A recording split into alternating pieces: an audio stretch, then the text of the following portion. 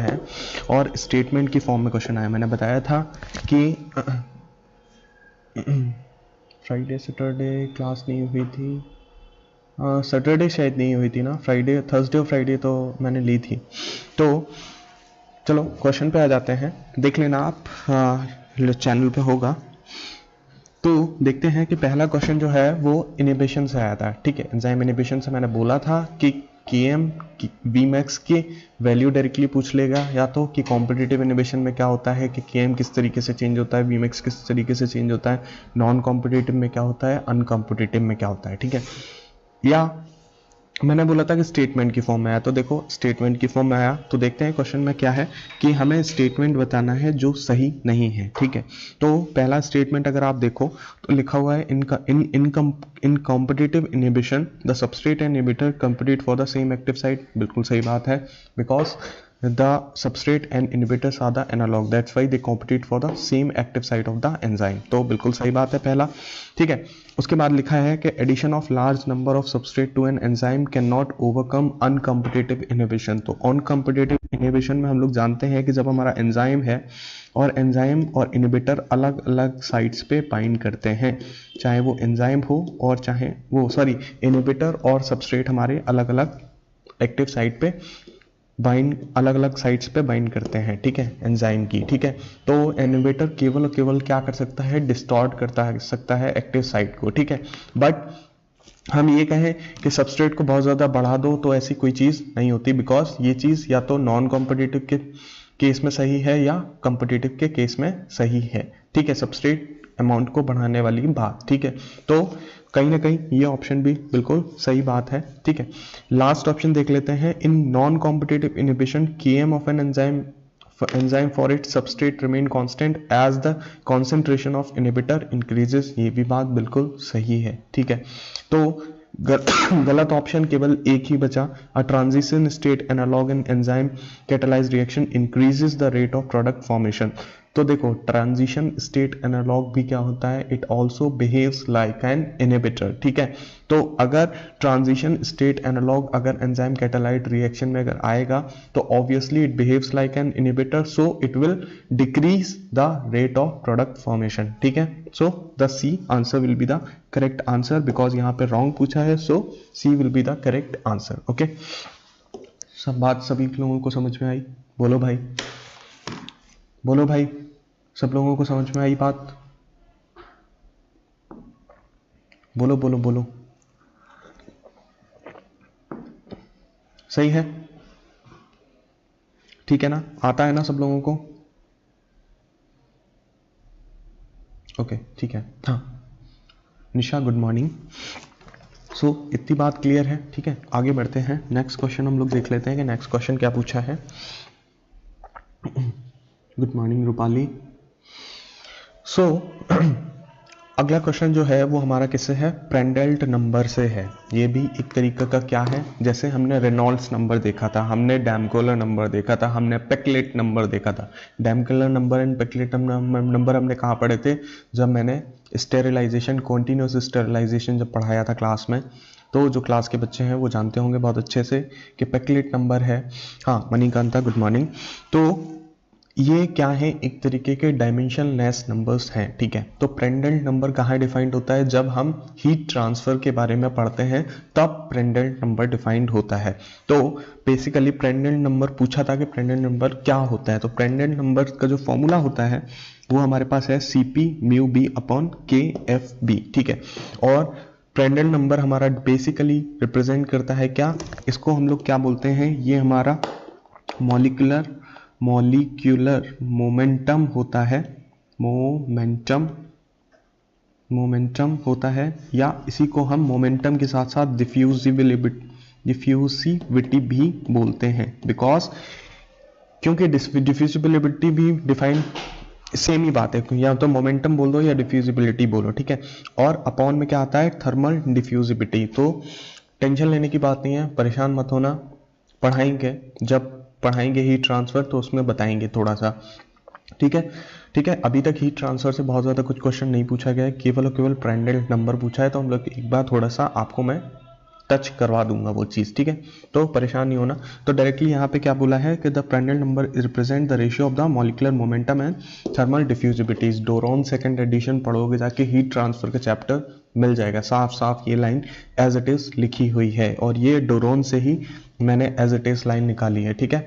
तो आंसर क्या होगा हमारा, C option will be the correct answer because momentum diffusibility to thermal diffusibility is defined as the Prandtl number, ठीक है। It's also a dimensionless number, ठीक है, ठीक है, ठीक है, पढ़ाएंगे बताएंगे। फिलहाल this is the question solving session, so I am not going to explain much here, ठीक है। हाँ प्रतिमा जी गुड मॉर्निंग। तो लेट्स सी नेक्स्ट क्वेश्चन देख लेते हैं। तो this is about Prandtl number, okay. तो आगे देखते हैं, हम आगे आता है हमारा क्या है, फेड बैच कल्टीवेशन, ठीक है। मैंने बहुत अच्छे से पढ़ाया है, यूट्यूब लेक्चर मेरा पढ़ा हुआ है चैनल पे, जाके फेड बैच कल्टीवेशन का मेरा यूट्यूब लेक्चर देखना सब लोग, यू विल गेट समथिंग अच्छा मिलेगा आपको, समझ में आएगा, ठीक है। मैंने बहुत अच्छे से बहुत तरीके से पढ़ाया है, ठीक है, तो सब लोग जाके देखना। और उसमें क्या है कि फेड बैच कल्टीवेशन हम बेसिकली किस लिए करवाते हैं, एक तो जहां सबस्ट्रेट इनिबिशन होता है, in that case we are doing fed batch cultivation, because जहां सबस्ट्रेट की वजह से इनिबिशन हो, क्यों, बिकॉज सबस्ट्रेट की कंसेंट्रेशन बहुत ज़्यादा हो जाए तो इन दैट केस सबस्ट्रेट की वजह से क्या हो जाता है, एंजाइम इनिबिट कर जाता है। मैंने बताया था कि सबस्ट्रेट इनिबिशन में, सबस्ट्रेट इनिबिशन की जब बात करी थी तब हमने पढ़ा था कि अगर सबस्ट्रेट की कंसेंट्रेशन एक थ्रेशोल्ड लेवल से अगर ज़्यादा होती है तो इन दैट केस क्या होता है हमारा कि एंजाइम की एक्टिव साइट में जहां एक सबस्ट्रेट मॉलिक्यूल बाइंड कर रहा है वहां दो सबस्ट्रेट मॉलिक्यूल बाइंड कर जाएं, ठीक है। या हमने ऐसा बोला था कि एंजाइम में, एंजाइम क्या है, प्रोटीन है, अमाइनो एसिड्स का बना हुआ है, तो जरूरी नहीं है कि एक्टिव साइट में ही जाके सबस्ट्रेट बाइंड करे। एक्टिव साइट के अदर देन भी बहुत सारे रीजंस होते हैं, हाइड्रोफोबिक अमाइनो एसिड के, हाइड्रोफिलिक अमाइनो एसिड्स के, एरोमेटिक अमाइनो एसिड्स के, तो जरूरी नहीं है कि हमेशा और हमेशा सबस्ट्रेट जाके एक्टिव साइट में ही बाइंड करे। अगर एक्टिव साइट के अदर देन किसी रीजन में जाके भी अगर बाइंड करता है तो इन दैट केस क्या हो जाती है, हमारी एंजाइम की इनहिबिशन हो जाती है, ठीक है। तो इन दैट केस हम लोग क्या करते हैं, जहां एंजाइम की वजह से, सबस्ट्रेट की वजह से इनहिबिशन होता है तो वहां हम फेड बैच कल्टीवेशन का यूज करते हैं।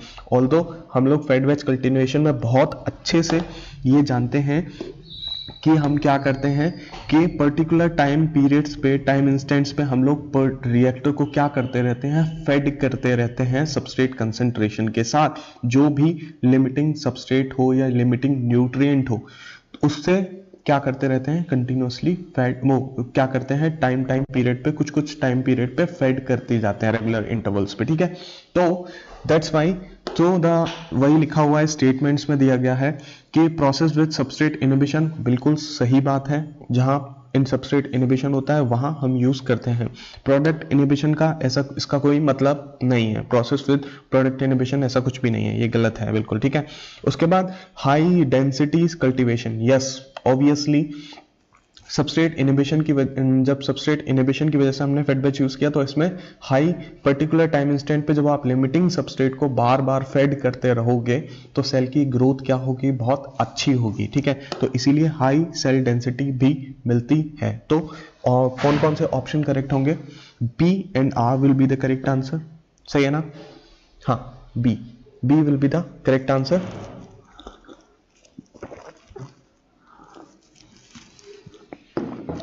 बोलो भाई, सही है ना, so B will be the correct answer, है ना, सही है ना, बोलो भाई समझ में आ रहा है, जितने भी लोग देख रहे हो बताओ मेरे को समझ में आ रही है बात जो मैं बता रहा हूं, सब लोग मैसेज करके बताओ समझ में आ रही है कि नहीं।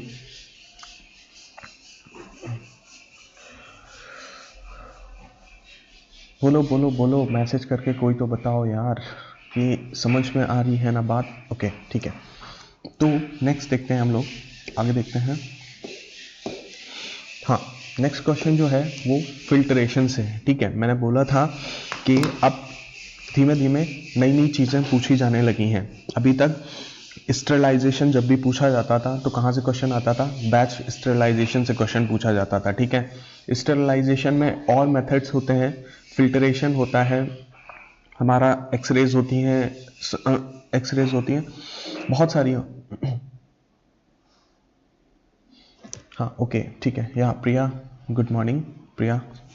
ओके सो मैंने बताया था कि स्टेरिलाइजेशन में बेसिकली जो हम इंडस्ट्रियल लेवल पे स्टेरिलाइजेशन यूज़ करते हैं वो कौन सी यूज़ करते हैं, फिल्ट्रेशन और हीटिंग की यूज़ करते हैं। हीटिंग में क्या होता है, स्टीम हीटिंग की वजह से स्टेरिलाइजेशन की प्रोसेस को किया जाता है। ठीक है, तो हीट स्टेरिलाइजेशन यूट्यूब लेक्चर पढ़ा हुआ है मेरा, पढ़ना जाके, अच्छे से पढ़ाया है। ठीक है, हम लोग फिल्ट्रेशन की भी बात करेंगे। तो फिल्ट्रेशन में बेसिकली क्या है, यहाँ पे क्वेश्चन जो दिया गया है, क्वेश्चन पे आते हैं कि क्या है। क्वेश्चन है कि dead end filtration, the rate of filtration is. तो सबसे पहली बात तो ये पता होनी चाहिए कि डेड एंड फिल्ट्रेशन होता क्या है। ठीक है, तो अच्छा सा फिगर बना के रखा है मैंने, जरा फिगर को ध्यान से देखना, जरा देखना और फिगर को समझना कि नॉर्मली अगर ये हमारी मेम्ब्रेन है, ठीक है, ये परफोरेटेड, ये हमारी मेम्ब्रेन लगी है, फिल्टर मेम्ब्रेन लगी है। तो जब आप यहाँ से फिल्टर, जो भी आपको फिल्टर करना है, ठीक है, उसको सॉल्यूशन को हम लोग यहाँ से जब हम लोगों ने जब डाला तो एक टाइम परमिएट इस तरफ निकलता रहेगा फिल्टर होके, और जो पार्टिकल्स फिल्टरेट में फिल्टर मेम्ब्रेन की वजह से रुक जाएंगे। प्रशंसा, तान्या, गुड मॉर्निंग। तो जो भी सॉल्यूट पार्टिकल्स होंगे वो ट्रैप हो जाएंगे इस पर्टिकुलर मेम्ब्रेन के ऊपर, एज वी कैन सी, जैसे यहाँ पे ट्रैप हो रहे हैं ये सारे। ठीक है, तो एक टाइम ऐसा आएगा कि क्या हो जाएगी कि इनकी जो ये हमारी बेसिकली जो हमारे ये पार्टिकल्स या सॉल्यूट पार्टिकल्स जो ट्रैप हुए इस मेम्ब्रेन के ऊपर, इसको हम क्या बोलते हैं, केक बोलते हैं। ठीक है, तो जैसे जैसे फिल्ट्रेशन आप कराते जाओगे तो क्या होता जाएगा, कुछ टाइम पीरियड के बाद ये केक की थिकनेस क्या हो जाएगी, बढ़ जाएगी। ठीक है, जब केक की थिकनेस बहुत ज्यादा हो जाएगी तो इन दैट केस हमारा फिल्ट्रेशन का रेट क्या हो जाएगा, कम हो जाएगा। या हम ये कह दें कि हम कोई हाई विस्कोसिटी वाला अगर फ्लूइड यूज करें तो इन दैट केस भी क्या हो जाएगा कि यहाँ पर एक बहुत थिक लेयर बन जाएगी फ्लूइड की। थिक होने की, विस्कोसिटी ज्यादा होने की वजह से, इस वजह से क्या हो जाएगा कि हमारा फिल्ट्रेशन का जो परमिएट जो होगा वो हमें क्या मिलने लगेगा, कम मिलने लगेगा। बहुत सिंपल सा एग्जांपल मैं दे सकता हूं कि जैसे आप सब लोग घर में चाय बनाते होगे, तो जब चाय में शुरू में जब आप देखते हो, जब चलनी में चाय को डालते हो तो जब चाय पत्ती कम होती है तब फिल्ट्रेशन अच्छा हो रहता है। लेकिन जैसे जैसे चाय की पत्ती जो होती है वो जब उसमें चलनी में आने लगती है तो फिल्ट्रेशन का रेट कम हो जाता है, या जो आपको चाय नीचे गिर रही होती है कप में वो थोड़ी सी कम हो जाती है। ठीक है, so this is the best example, ठीक है, जो मैं रिलेट कर सकता हूं अपनी डे टू डे लाइफ से। ठीक है, तो दिस जब हमारा this process is known as dead end filtration, because after some time period या interval of the time the filtration will become, the rate of filtration will become decrease। जब decrease हो जाएगा तो in that case हमारी, और वहीं हम बात करें तो ये तो बात हो गई किसकी, डेड एंड फिल्ट्रेशन की। ठीक है, तो ये डेड एंड फिल्ट्रेशन होता है जब हमारा, या हम एक और तरीका है जैसे हम डेड एंड फिल्ट्रेशन बोलते हैं कि जब हमारी मेम्ब्रेन और हमारा गिरने वाला जो फिल्ट्रेट फ्लूइड है अगर वो एक दूसरे के क्या हो, परपेंडिकुलर डायरेक्शन में हो, तो in that case dead end filtration takes place. ठीक है, वहीं अगर इस चीज को ओवरकम करने के लिए क्या किया गया, हमने नई एक टेक्निक निकाली जिसको हमने क्रॉस फ्लो माइक्रो फिल्ट्रेशन बोला था। और उसमें हम लोगों ने क्या किया, जो हमारी मेम्ब्रेन थी, जो हमारी मेम्ब्रेन तो एज इट इज लगी रही, हमने जो अपना सॉल्यूशन फेड करने का जो तरीका था, अभी तक हम परपेंडिकुलरली फेड कर रहे थे सॉल्यूशन को, अब हमने वो थोड़ा सा चेंज कर दिया। कैसे चेंज कर दिया, हमने मेम्ब्रेन के पैरेलल में अपनी सॉल्यूशन को फ्लो कराना शुरू कर दिया या फेड कराना शुरू किया। तो क्या होता है कि जैसे जैसे फ्लो के साथ साथ कुछ रेट के साथ जब आप फ्लो कराते हो तो कुछ ना कुछ यहाँ पे जो केक है वो पूरी तरीके से डिपॉजिट नहीं हो पाता है। ठीक है, तो क्या होता है कि जो भी परमिएट होगा वो मेम्ब्रेन के थ्रू यहाँ नीचे निकलता रहेगा, और रिटेंटेट जो होगा उसमें क्या हो जाएगा, उसके साथ साथ हमारा केक जो होता है वो निकलता रहेगा। तो यहाँ डेड एंड फिल्ट्रेशन वाली प्रॉब्लम नहीं आती है। ठीक है, तो इसीलिए द रेट ऑफ फिल्ट्रेशन की अगर बात करें तो that C will be the correct answer, because the viscosity of the solution, मैंने कहा जितनी ज्यादा होगी रेट ऑफ फिल्टरेशन उतना ही कम हो जाएगा, बिकॉज डेड एंड और जल्दी अचीव होगा। ऑब्वियसली बात है कि अगर आप पानी को अगर फिल्टर मीडियम चलनी में अगर डालोगे तो उसका रेट ऑफ फिल्टरेशन ज्यादा होगा, ठीक है, एज कंपेयर टू हनी। अगर हनी को आप हनी बी का जो हनी होता है अगर उसको अगर चलनी में डालोगे तो obviously you came to know कि the viscosity of the honey is more या far greater than that of the water, that's why उसका द फिल्टरेशन रेट क्या हो जाएगा, कम हो जाएगा, ठीक है। So the C will be the correct answer, the rate of filtration is inversely proportional to the viscosity of the solution. बोलो भाई समझ में आ रही है बात, बोलो भाई, सब लोग बताओ मैसेज करके तो क्या बात समझ में आ रही है, क्लियर है इतनी बात, बोलो भाई, बोलो बोलो जल्दी बोलो, समझ में आ रही है बात, पकड़ पा रहे हो, बोलो भाई मैसेज करके बताओ जल्दी। हाँ ओके, हाँ ओके ओके ओके ओके, ठीक है ठीक है। So this was it from the dead and filtration, ठीक है। सो नेक्स्ट क्वेश्चन हम लोग देखते हैं। हाँ अगला क्वेश्चन जो है वो हमारा किससे है, प्रोपेलर से है, ठीक है, कि इम्पेलर से है कि किस तरीके का इम्पेलर हम लोग रिएक्टर के अंदर यूज करते हैं, ठीक है। तो देखते जाओ कि बहुत अच्छा सा फिगर मैंने जो दिखा रखा है, this figure is from Doran second edition है, उसी में से ये फिगर मैंने लिया है, ठीक है। मिक्सिंग वाला चैप्टर है उसमें से ये फिगर मैंने लिया है। तो साफ साफ देख पा रहे हो कि जैसे जैसे इधर विस्कोसिटी दे रखी है और इधर इम्पेलर टाइप दे रखा है एक्स एक्सिस पे, और वाई एक्सिस पे क्या है, हमारी विस्कोसिटी है, जो कि हमारी किस में है, सेंटीपोइज में है, ठीक है, जिसको हमने यहाँ पे क्वेश्चन में देखो सीपी में लिखा हुआ है, ठीक है। तो देखते जाओ, तो ऑब्वियसली आप बात समझ पा रहे होगे कि जैसे जैसे विस्कोसिटी बढ़ रही है वैसे वैसे टाइप ऑफ इम्पेलर्स क्या हो रहे हैं, चेंज हो रहे हैं, ठीक है। तो आप देख पा रहे हो कि क्वेश्चन में हमसे बोला है which of the following is the most suitable type of impeller for mixing high viscosity fluid, ठीक है। तो देख पा रहे हो साफ साफ लिखा हुआ है कि जब विस्कोसिटी बहुत ज्यादा हाई है 10⁷ के अराउंड जब पहुंच जाती है तो in that case we use helical ribbon type of impeller for the mixing in the bioreactor, ठीक है ठीक है ठीक है भाई। तो और आप देख पा रहे हो प्रोपेलर्स कहाँ यूज किए जाते हैं, जहां सबसे कम विस्कोसिटी ऑफ द मीडियम, यहाँ पे जाने की जो रिएक्टर के अंदर हम जो भी मीडियम यूज करें उसकी विस्कोसिटी अगर बहुत ज्यादा कम है तो in that case we use the propellers, ठीक है। Flat turbine blades also use, ठीक है, उससे ज्यादा पे anchors, paddlers, gate anchors and helical screwers, ठीक है। तो basically helical screws and helical ribbons याद रखना, आपको याद रखने वाली क्या चीज है, एक तो प्रोपेलर का याद रखना कि लो विस्कोसिटी पे कौन सा यूज होता है, प्रोपेलर्स यूज होते हैं, ठीक है, या फ्लैट बेड टर्बाइंस यूज होते हैं, ठीक है। और high density of the high viscosity of the fluid जब होगा तब कौन से होंगे, हेलिकल स्क्रू या हेलिकल रिबन यूज किए जाते हैं, ठीक है। तो आंसर जो होगा वो कौन सा होगा हमारा, B will be the correct answer because viscosity is greater than 10⁵ centipoise and as we can see the greater than 10.5 पे हम कौन सा यूज कर रहे हैं, हेलिकन रिबन यूज कर रहे हैं, ठीक है ठीक है भाई, बोलो समझ में आया, पकड़ पा रहे हो, बोलो मैसेज करके बताओ समझ पा रहे हो, समझ में आ रही है ना बात।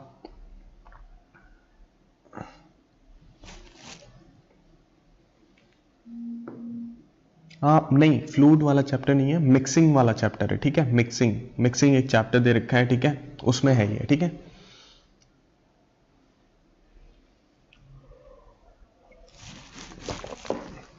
ठीक है, बोलो भाई समझ में आ रही है ना बात।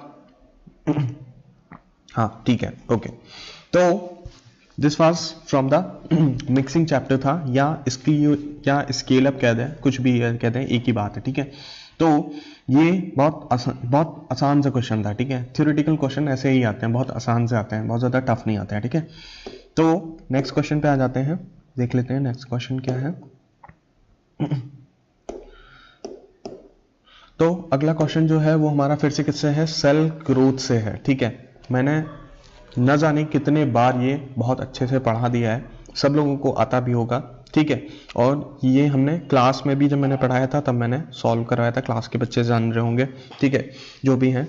तो आप देख पा रहे हो which of the following events occur during the stationary phase of the bacterial growth. तो मैंने बताया था कि हमारा ग्रोथ कर्व जो है वो कुछ ऐसा है, ठीक है। यहाँ पे लैग, और ये हमारा लॉग, और ये हमारा स्टेशनरी फेज, और ये हमारा क्या है, डेथ फेज, ठीक है। तो आप देख पा रहे हो कि स्टेशनरी फेज की बात करी गई है, तो वी कैन सी यहाँ पे क्या है, हमारा नंबर ऑफ सेल्स हैं, ठीक है। तो वी नो दैट कि जब स्टेशनरी फेज कब आ जाता है, जब हमारी rate of cell death becomes equal to the rate of cell death, ठीक है। Cell growth is equal to cell death, यानी कि जितनी नंबर ऑफ सेल्स यहाँ पे फॉर्म हो रही होंगी उतनी ही नंबर ऑफ सेल्स की यहाँ पे क्या हो रही होगी, डेथ हो रही होगी, ठीक है। So that's why there will be no increase in the cell number. जितनी सेल बन रही हैं उतनी ही सेल मर रही हैं। तो बताओ क्या सेल के नंबर में कोई चेंज आने वाला है? नहीं है, बिकॉज इसीलिए यहाँ पे ये चीज क्या है, कांस्टेंट है, देख पा रहे हो आप लोग स्टेशनरी फेज में। That's why there will be no increase in the cell number.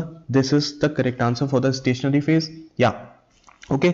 Second is the spore formation in some gram positive bacteria such as Bacillus subtilis. बिल्कुल गलत है, बिकॉज स्पोर फॉर्मेशन का मतलब क्या, नई सेल का formation होना। और जैसा कि हम यहाँ पे बोल पा रहे हैं कि स्टेशनरी फेज में हम बोल रहे हैं कि कोई भी हमारा सेल का फॉर्मेशन नहीं होता है, सेल का नंबर कभी नहीं बढ़ता है। So this option will be the wrong answer, गलत है ये, ठीक है। सेल, उसके बाद देखते हैं आर लिखा हुआ है कि cell size increases in some gram negative bacteria. बिल्कुल गलत है, ठीक है। जब सेल की ग्रोथ नहीं, कोई साइज इंक्रीज नहीं, कुछ भी नहीं, सब गलत, ठीक है। Next option is the growth rate of the bacterial cell nearly equals to the death rate. बिल्कुल सही बात है, जितना ग्रोथ रेट है यानी कि जितनी सेल बन रही है उतनी ही सेल क्या कर रही है, मर रही है। तो समवॉट करेक्ट है, बिल्कुल सही, ठीक है। उसके बाद decrease in peptidoglycan cross linking. तो समझना कि जब स्टेशनरी फेज में कोई भी नई सेल का फॉर्मेशन नहीं हो रहा है, rate of cell growth is equal to rate of cell death है ऑलरेडी, जब there is no increase in the cell number, जब नई सेल का फॉर्मेशन ही नहीं हो रहा है, तो क्रॉस लिंकिंग इसकी कराओगे, ठीक है ना। तो बात समझ में आ रही होगी कि जब नई सेल का फॉर्मेशन होगा तभी तो सेल वॉल की सिंथेसिस करोगे और तभी तो पेप्टाइडोग्लाइकेन की क्रॉस लिंकिंग करोगे। जब नई सेल का फॉर्मेशन नहीं होगा तो कोई भी पेप्टाइडोग्लाइकेन, जब नई सेल ही नहीं बनेगी तो क्रॉस लिंकिंग किसकी कराओगे, सेल वॉल सिंथेसिस किस चीज की कराओगे ना। सही है ना बात। तो इसलिए ये ऑप्शन भी हमारा क्या हो जाता है, सही हो जाता है, और ये सही हो जाता है। तो answer will be P, S और T, B option will be the correct answer, ठीक है, ठीक है। नेक्स्ट देखते हैं, बोलो बात समझ में आ रही है। इन द ऑफिशियल आंसर की answer is P, Q and S, that's a, okay. तो इस पे बहुत ज्यादा वो है, कॉन्ट्राडिक्शंस हैं। कुछ लोग बोल रहे हैं कि आंसर बी है और कुछ लोग बोल रहे हैं आंसर ए है। लेकिन अगर हम डोरॉन के हिसाब से चलें तो डोरॉन के हिसाब से आंसर बी जाना चाहिए। और हम बुक को फॉलो कर रहे हैं तो मेरे हिसाब से तो आंसर बी होना चाहिए, भले ही आंसर की में ए दे रखा है, आई डोंट नो। हर किसी के अपने अपने अलग अलग पर्सपेक्टिव्स हैं, ठीक है। तो जैसी आपकी मर्जी आशीष नेहरा भाई, ठीक है। तो अगर मैं बुक के हिसाब से चल रहा हूँ, स्टैंडर्ड बुक के हिसाब से, तो स्टैंडर्ड बुक के हिसाब से आई थिंक मेरे हिसाब से बी ऑप्शन करेक्ट होना चाहिए, ठीक है, ओके। सो आपको फिर जो ठीक लगे, आप जिसको फॉलो करना चाहो, नो प्रॉब्लम, ठीक है। ऐसा नहीं है कि गलतियां किसी से नहीं होती हैं, सब बहुत सारे लोगों से गलतियां हो जाती हैं। तो आंसर की बनाने में भी शायद मिस्टेक हो गई हो, तो वी कैन नॉट, हम कुछ कह नहीं सकते कि मतलब किस बेस पे उन्होंने आंसर ए दिया है, ठीक है, ओके। सो हम लोग देखते हैं, नेक्स्ट क्वेश्चन आते हैं। सो नेक्स्ट क्वेश्चन जो हमारे पास है वो हमारा किससे है, एंजाइम से ही है, ठीक है। एंजाइम इनहिबिशन में नहीं,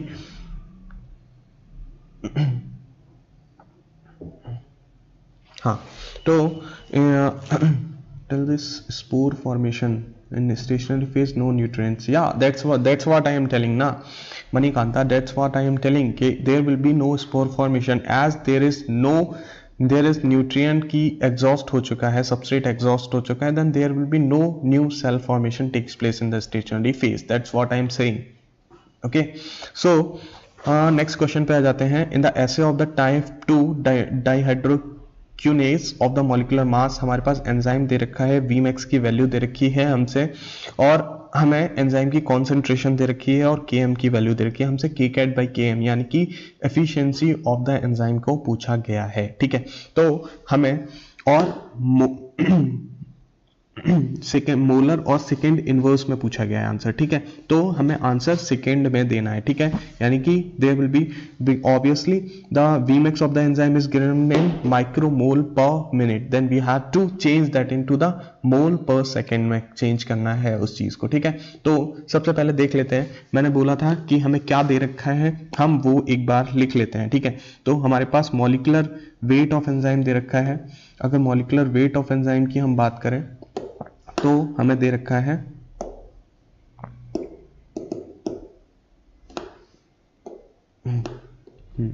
मॉलिक्यूलर वेट, हमें अगर बोलें तो वो हमें दे रखा है कितना, 18 kDa दे रखा है हमें। साथ में Vmax की वैल्यू हमें दे रखी है कितनी, Vmax की वैल्यू हमें दे रखी है कितनी, 0.0134 माइक्रोमोल पर मिनट हमें वैल्यू दे रखी है। ठीक है, ठीक है, और हमारे पास एंजाइम की कॉन्सेंट्रेशन दे रखी है, एंजाइम टोटल एंजाइम की कॉन्सेंट्रेशन कितनी है, 1.8 माइक्रोग्राम दे रखी है। ठीक है, and the Km is 25 microgram. ठीक है, ये हमें दे रखा है। ठीक है, हमसे क्या पूछा है, Kcat/Km। ठीक है, तो हम जानते हैं efficiency of the enzyme is equal to Kcat/Km, this gives the efficiency of the enzyme. ठीक है, तो Kcat हमारा एफिशिएंसी हमारा क्या होता है, आउटपुट अपॉन इनपुट होता है। ठीक है, तो ऑब्वियसली Km मैंने बताया था, it is the substrate concentration, it's not the Michaelis-Menten constant. Never say that Km is a Michaelis-Menten constant. Whenever you are asked कि what is the Km in the Michaelis-Menten equation, then you just say कि it is the substrate concentration which is binding to the active site of the enzyme, या at which the half of the active site of the enzymes are fulfilled. ठीक है, तो Kcat वही हमारा क्या है, Km which is binding to the active site of the enzyme, वो substrate concentration जो active site of the enzyme में bind कर रही है, and Kcat is the turnover number which will be the output, या product कहें हम जैसे। ठीक है, तो this will be the output। तो अब हमारे पास वैल्यू किसकी है, हमारे पास Km की वैल्यू हमें डायरेक्टली दे रखी है, हमारे पास वैल्यू किसकी नहीं है, Kcat की नहीं है। तो हम फॉर्मूला जानते हैं Kcat का, Kcat इज इक्वल टू होता है Vmax अपॉन एंजाइम का टोटल कंसंट्रेशन, बट हमें यहाँ पे एंजाइम जो है वो किसमें, माइक्रोग्राम में दे रखा है, तो we have to convert, because we want to give the answer is asked in the mole per second, then we have to change that 1.8 microgram into the what we say we have to change that microgram into the moles। ठीक है, तो सबसे पहले हमें enzyme की concentration जो है वो कितनी है, 1.8 माइक्रोग्राम को जब ग्राम में चेंज करेंगे तो 10⁻⁻6 ग्राम हो जाएगा, अपॉन हमारे पास मॉलिक्यूलर वेट कितना है, 18 इंटू 1000, ये दैट इज 18 kDa। ठीक है, so from here we will get the answer, so here we will get the answer E total will be equal to 10⁻⁻10, this will be the 10⁻⁻10 मोल निकल के आएंगे। ठीक है, ठीक है, because this is weight and this is molecular weight, and weight upon molecular weight हमारा क्या होता है, मोल्स होते हैं। ठीक है, so this is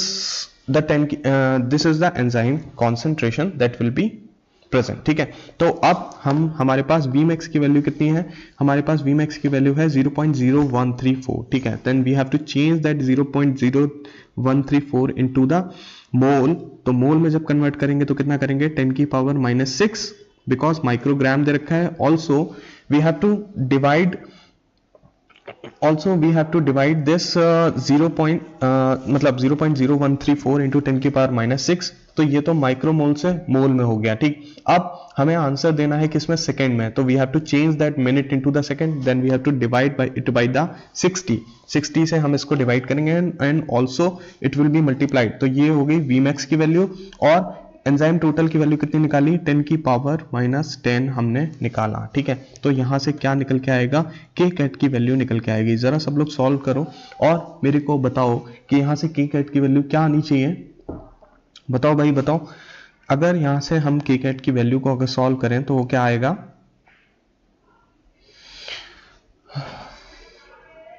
बताओ भाई बताओ बताओ बताओ। तो देखो हम बताते हैं डायरेक्टली 134/60 आएगी के कैट की वैल्यू, ठीक है। तो जरा सॉल्व कर लेना सब लोग और देख लेना, ठीक है। मैंने इसको डायरेक्टली सॉल्व किया और बताया आपको कि इसको ऐसे करेंगे, ठीक है। तो ये हमारा 134/60 जब निकल के आ गया, सो दिस इज आवर के कैट। तो अब यहाँ पे हम लोग वैल्यूज को पुट करना शुरू करते हैं। Then we will get K cat की वैल्यू 134/60 134/60 इंटू के एम की वैल्यू हमारी पास कितनी है? 25 माइक्रो मोल है। Then we have to convert it into the mole and we will multiply it by 10 की पावर -6, ठीक है। तो this will be the required answer निकल के जो आएगा वो आप देख लेना 0.08989 इंटू 10 की पावर -6 निकल के आती है कुछ, ठीक है। और यहाँ से हम एफिशिएंसी ऑफ द एंजाइम को आगे फर्दर लिख सकते हैं। क्या लिख सकते हैं? 8.9 इंटू 10 की power, sorry this will become, हाँ ये ऊपर चला जाएगा ना तो ये पॉजिटिव में आ जाएगा, सॉरी ये पॉजिटिव में आ जाएगा, this will become positive because ये ऊपर चला जाएगा, तो 10 की पावर 6 हो गया, ठीक है। 8.9 इंटू 10 की पावर 6 एंड अगर हम इसको 100 से मल्टीप्लाई कर दें तो दिस विल बिकम 8.9 इंटू 10 की power 4 mole inverse second inverse. तो सब लोग कैलकुलेट करके देख लेना, you will get the answer, okay. बोलो भाई क्लियर है? बोलो बोलो बोलो जल्दी बोलो भाई, सही है? आ जाएगा, कर ले जाओगे?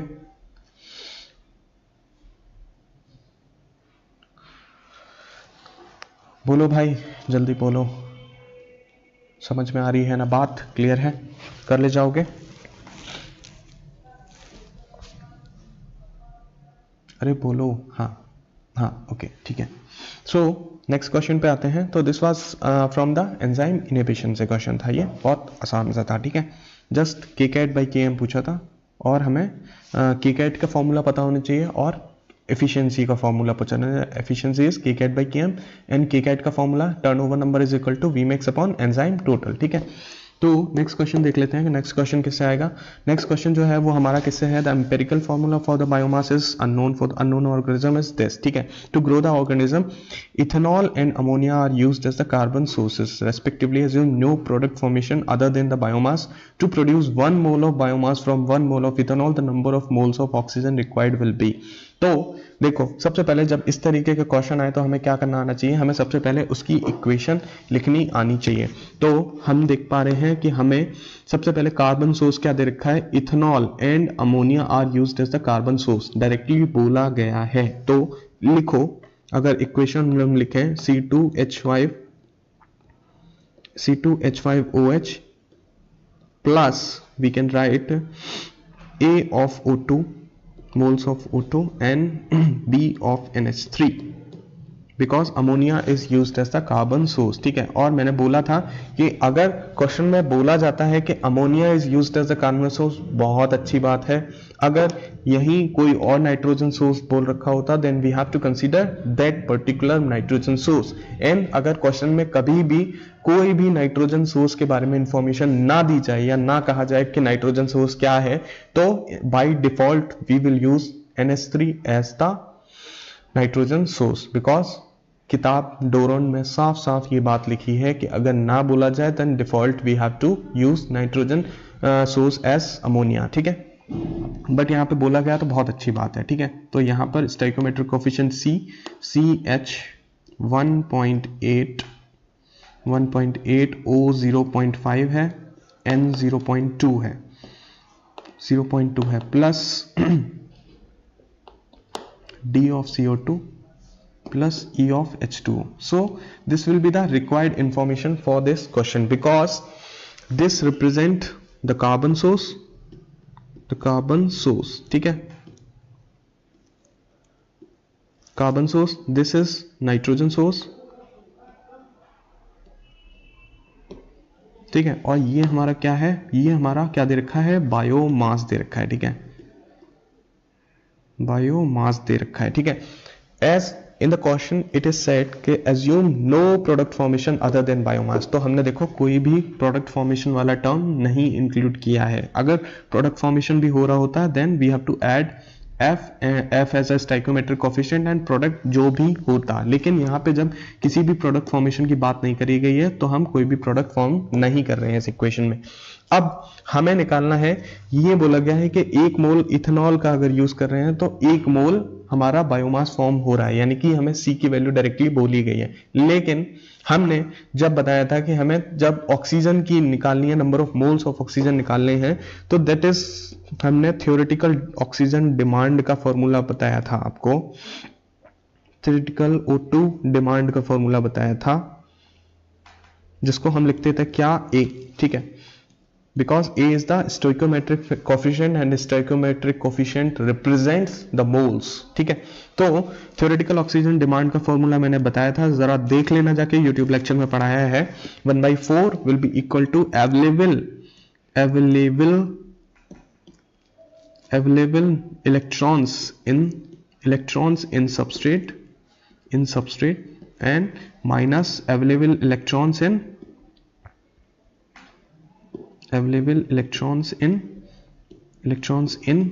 biomass, ठीक है।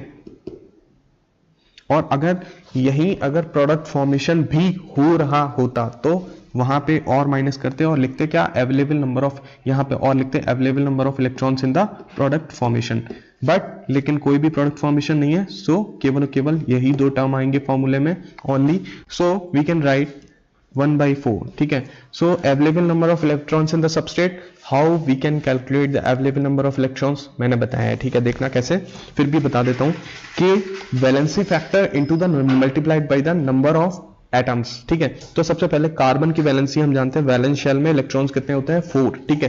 तो 4 इंटू कार्बन के एटम्स कितने दे रखे हैं, 2, प्लस हाइड्रोजन कितना है, 6, 5 यहाँ पे और 1 यहाँ पे, 5 यहाँ पे और 1 यहाँ पे, तो 6 hydrogen atom and valency for the hydrogen is 1 and for the oxygen the valency is -2 and also because and there is 1 oxygen atom, so we can write, so from here we will get the 12 electrons into this particular C2H5OH, यानी कि ethanol में 12 electrons हमें मिलेंगे। so the available number of electrons in the substrate, that is ethanol, is 12 minus available number of electrons in the biomass, same जैसे हमने यहाँ calculate किया वैसे ही वहां पे कैलकुलेट करते हैं। तो बायोमास में अगर हम देखें, बायोमास इलेक्ट्रॉन्स अगर हम देखें तो we can calculate it like this, C is 4 into 1 plus hydrogen is 1.8 into valency factor is 1, ठीक है। Oxygen valency is -2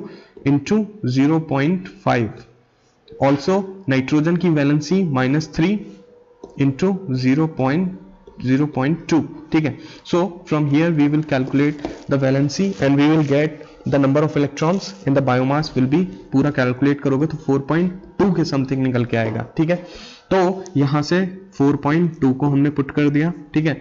now what we have to do is just the solve this equation, okay.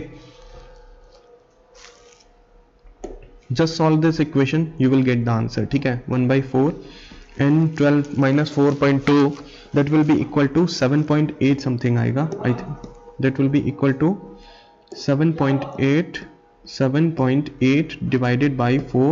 From here you will get the answer. The answer will be 1.95 something आएगा। सब लोग calculate कर लेना और देख लेना, 1.95 के समथिंग आंसर निकल के आएगा। So this will be the number of moles of oxygen, यानी कि यहाँ पे जो A है, जो A वाला टर्म है, उस A की वैल्यू कितनी होगी, 1.95, ठीक है। आया सभी लोगों को, बोलो भाई क्लियर है, इतनी बात पकड़ पाए? बताओ बताओ बताओ, जल्दी बताओ। समझ में आ रही है ना बात सभी लोगों को? बोलो भाई, बोलो, कर पाओगे इस तरीके के क्वेश्चंस?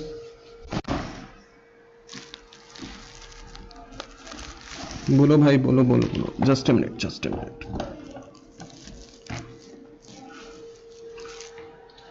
ठीक है। हाँ, कुछ भी अरे यार डिग्री ऑफ रिडक्शन का जो डिग्री ऑफ रिडक्शन था उसी से तो ये फॉर्मूला हमने डायरेक्ट किया था। थ्योरेटिकल ऑक्सीजन डिमांड हमने किससे निकाला था, उसी से तो निकाला था डिग्री ऑफ रिडक्शन से ही ये फॉर्मूला बाद में मैंने डेराइव करके बताया था। जरा अच्छे से देखना जाके कि क्लास में क्या पढ़ाया है, रिकॉर्डेड वीडियोस में देख लेना, नहीं तो यूट्यूब लेक्चर में देख लेना, दोनों ही में मैंने बताई है ये बात। ठीक है, ओके ओके ठीक है। So thank you. सो आगे देखते हैं। So this is the next question which is from the chemostat. ठीक है, कीमोस्टेट से अगला क्वेश्चन पूछा गया है एंड इसमें हमसे ये पूछा गया है कि कीमोस्टेट में हमने सेकेरोमाइसिस सर्विसी को कल्चर कराया है, डाइल्यूशन रेट दे रखा है, फीड सबस्ट्रेट कंसंट्रेशन हमें दे रखी है, बायोमास कंसंट्रेशन हमसे पूछी गई है। तो हम जानते हैं कि biomass concentration in a chemostat at steady state is equal to, हमारा फॉर्मूला जो होता है biomass concentration at steady state that is equal to Y XS that is yield of biomass from the substrate is equal to S feed minus S residual. यहाँ पे residual क्या है, residual substrate concentration या बची हुई substrate concentration को residual substrate concentration बोला जाता है। ठीक है, ओके। सो बट आप देखो कि हमारे पास क्या क्या हमारे पास दे रखा है, हमारे पास yield of biomass from the substrate हमें दे रखी है। ठीक है,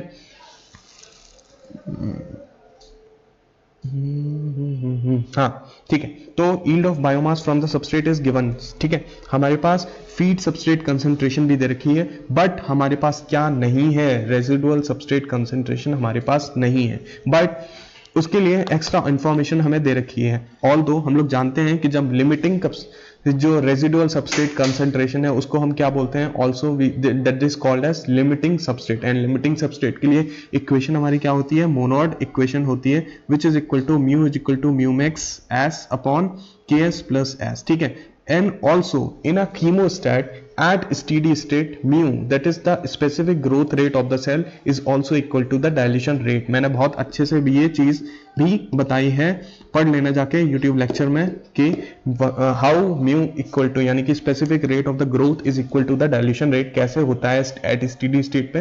तो मैंने ये चीज बहुत अच्छे से YouTube लेक्चर में पढ़ाई है, तो पढ़ लेना जाके। ठीक है, so as mu is equal to d, so we can change this equation, we can write this mu is equal to mu max s upon ks plus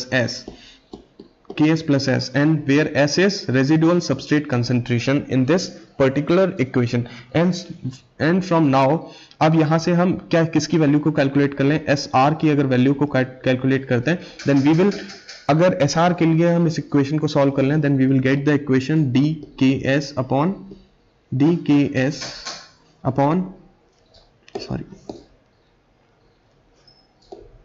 that will be equal to dks upon mu max minus d,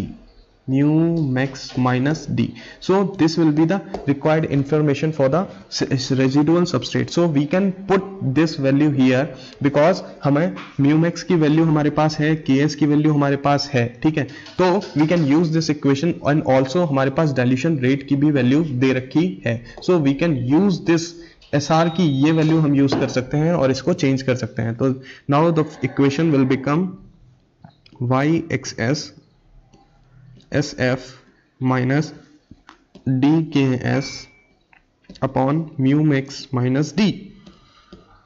ठीक है, now just put the values. ठीक है, तो हमारे पास yield of biomass from the substrate is 0.4 and SF की value substrate in the feed rate is 10 gram per litre minus D कितना है, डाइल्यूशन रेट हमारा कितना है 0.5। ठीक है, Km की वैल्यू Ks की वैल्यू हमारे पास कितनी है 0.3। ठीक है, अपॉन म्यू मैक्स की वैल्यू हमारे पास कितनी है 0.7 माइनस, और D की वैल्यू अगेन इज D की value is 0.5। so solve this equation and you will get the answer for the biomass, that will be the biomass at the steady state। जरा सब लोग solve करो और बताओ कि क्या आंसर आएगा, बताओ सब लोग जरा सॉल्व करो सब लोग और बताओ कि क्या आंसर आएगा।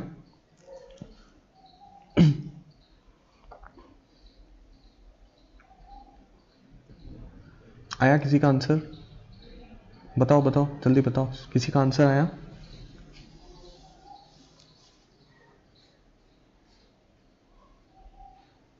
अरे किसी का आंसर आया? चलो ठीक है, नहीं बता रहे हो, मैं बता रहा हूँ, 3.7 समथिंग निकल के आएगा, ठीक है, 3.7 ग्राम पर लीटर निकल के आएगा आंसर, ठीक है। तो सब लोग चेक कर लेना, एक बार सॉल्व कर लेना। Yes, 3.70 gram per litre will be the correct answer, ठीक है, for this question. Okay, so next question पे आते हैं। नेक्स्ट क्वेश्चन पे आते हैं हम लोग। नेक्स्ट क्वेश्चन जो है वो हमारा किससे दे रखा है, स्केल अप से दे रखा है, ठीक है। The scale in a bioreactor is scaled up और इक्वल इम्पेलर टिप स्पीड दे रखी है हम लोगों को, और हमसे बोल रखा है कि क्या बताना है, assuming geometrical similarity and the bioreactors are operated in a turbulent regime, what will be the P2 by P1, यानी कि पावर और डायमीटर ऑफ द इम्पेलर के बारे में हमसे क्वेश्चन पूछा गया है, यानी कि उन दोनों के बीच में रिलेशन पूछा जाएगा। तो पावर और डायमीटर का जो हमारा जो होता है, पावर और डायमीटर ऑफ द रिएक्टर के बीच में जो रिलेशन होता है वो हमारा होता है RE mu upon NI into DI, ठीक है, DI square, NI into DI square का, ठीक है। ये हमारा here RE is the Reynolds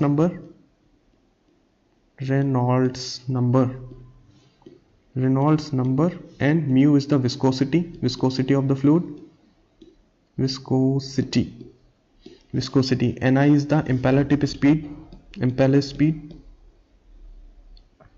impeller speed, ठीक है, and DI is the diameter of the impeller, ठीक है। So this was it. So as we can see from this formula, the power and हमें DI के बीच में, diameter of the impeller के बीच में, as we can see it is inversely proportional relation, ठीक है।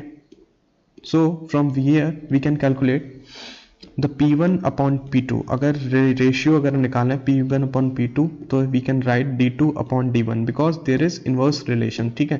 so यहाँ पे अगर P1 upon P2 होगा तो इधर क्या होगा, D2 by D1 होगा, और यहाँ पे इसका होल स्क्वायर।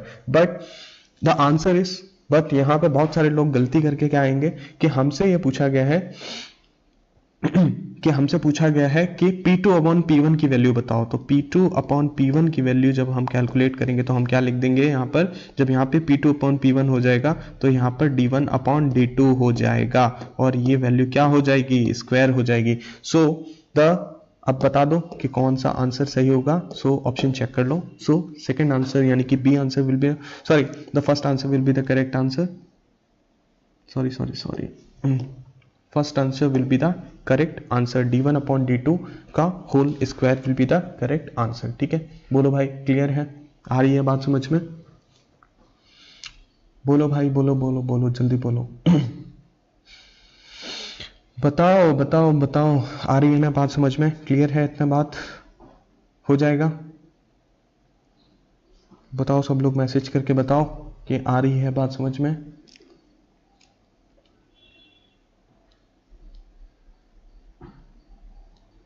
बताओ, कोई तो मैसेज करके बताओ, सही है, समझ में आ रही है ना बात? चलो ठीक है, आगे बढ़ते हैं, नेक्स्ट क्वेश्चन देखते हैं। तो this was from the scale up, ठीक है।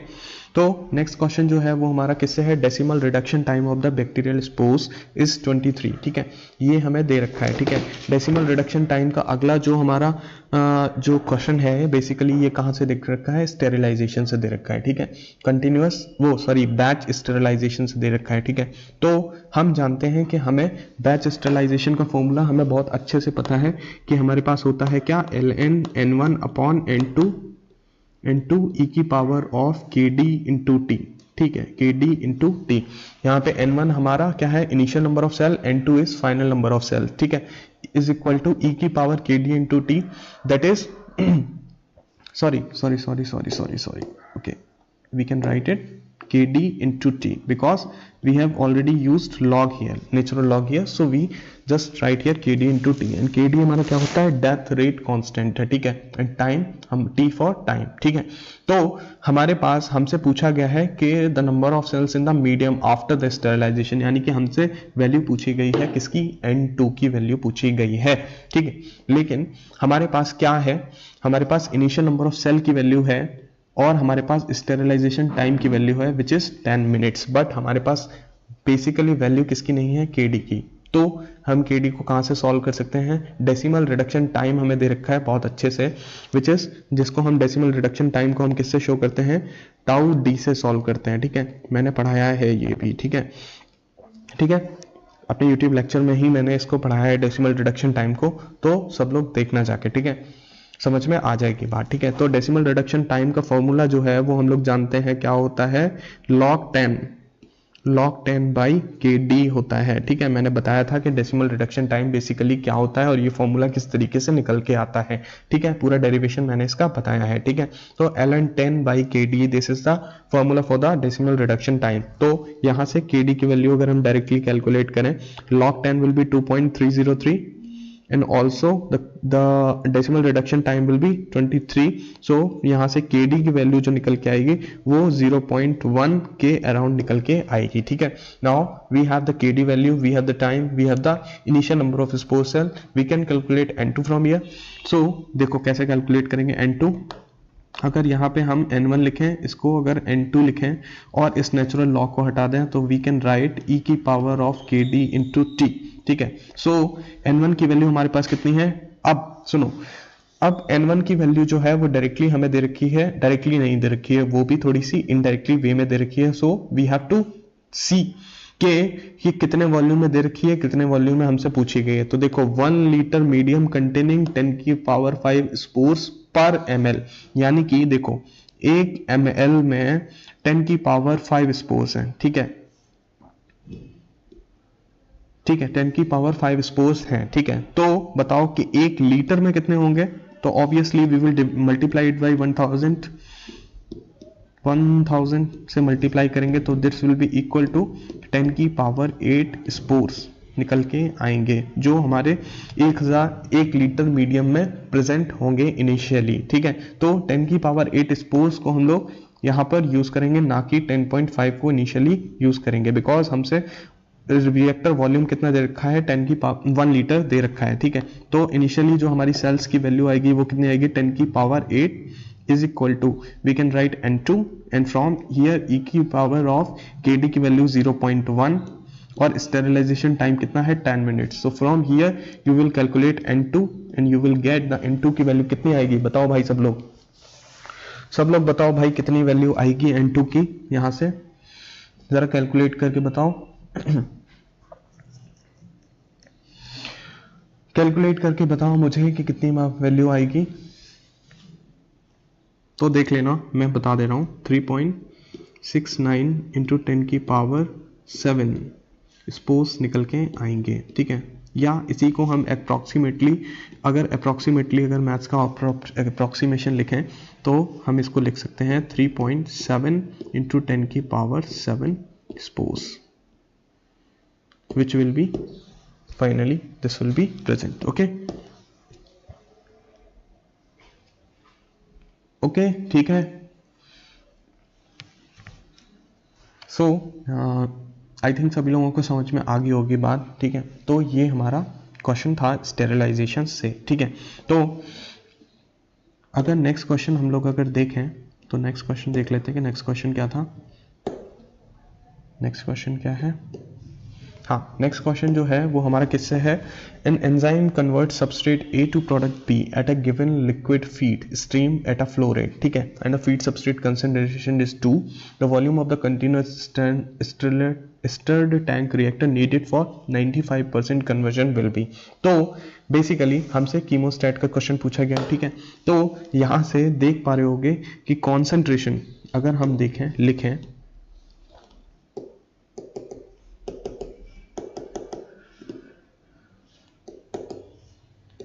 अरे यार इसको क्या हो गया,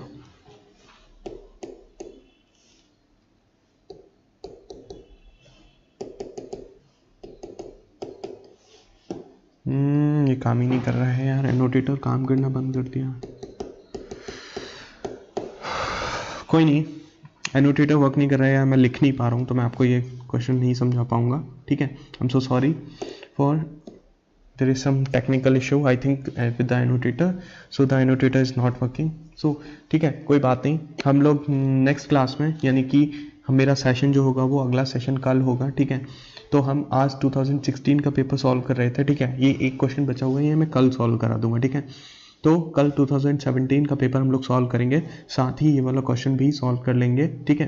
तो इस सेशन को मैं यहीं एंड कर रहा हूँ, because I think there is some technical issue, ठीक है।